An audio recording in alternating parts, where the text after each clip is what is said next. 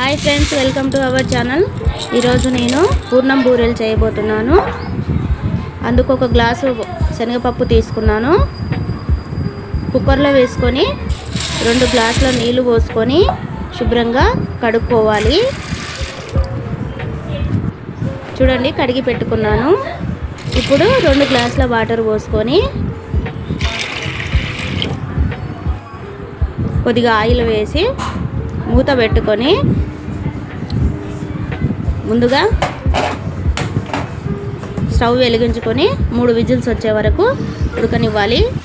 3 whistles తర్వాత నీరంతా వంపుకొని ఇలా పొల్లు పొల్లు ఉండే విధంగా చూసుకోవాలి. తర్వాత కప్పున్నర షుగర్ వేసుకోవాలి.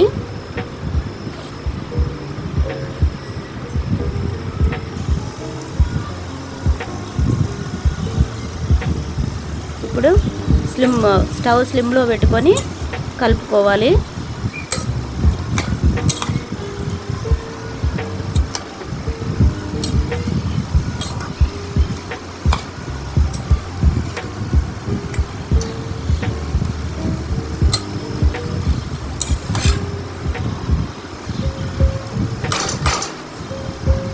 చూడండి, షుగర్ అంతా కరిగిపోయి నీరుగా అయింది.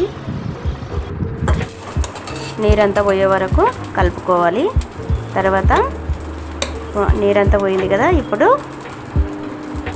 స్టవ్ ఆఫ్ చేసుకొని చల్లారనివ్వాలి.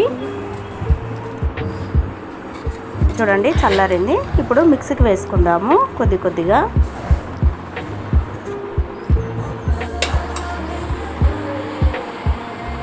కొద్దిగా వేసుకొని మిక్సీకి పట్టుకోవాలి. చూడండి, మిక్సీకి పట్టుకున్నాను. మెత్తగా పట్టుకోవాలి. చూడండి ఎంత మెత్తగా అయిందో. ఇప్పుడు ఒక కడాయి పెట్టుకొని స్టవ్ వెలిగించి ఆయిల్ పోసుకోవాలి.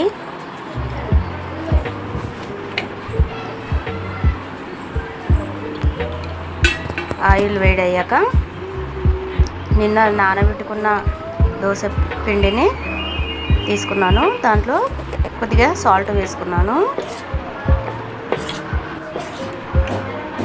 బాగా కలుపుకోవాలి. సాల్ట్ కలిసే వరకు కలుపుకోవాలి. ఇప్పుడు ఈ పూర్ణాన్ని చిన్న ఉండలుగా చేసి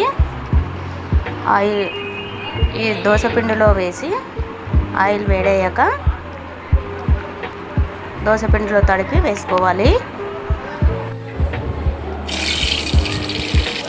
చూడండి, ఇలా దూరగా అయ్యే వరకు వేయించుకోవాలి.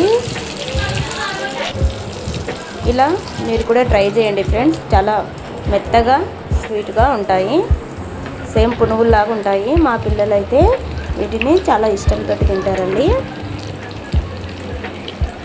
ఈ వీడియో కనుక మీకు నచ్చినట్లయితే లైక్ చేయండి, షేర్ చేయండి, సబ్స్క్రైబ్ చేయండి. చూడండి ఫ్రెండ్స్, ఎంత కలర్ఫుల్గా ఉంటాయి. మీరు కూడా ట్రై చేయండి. చాలా బాగుంటాయండి. పూర్ణం గారెలు అంటేనే మా పిల్లలకు చాలా ఇష్టం అండి.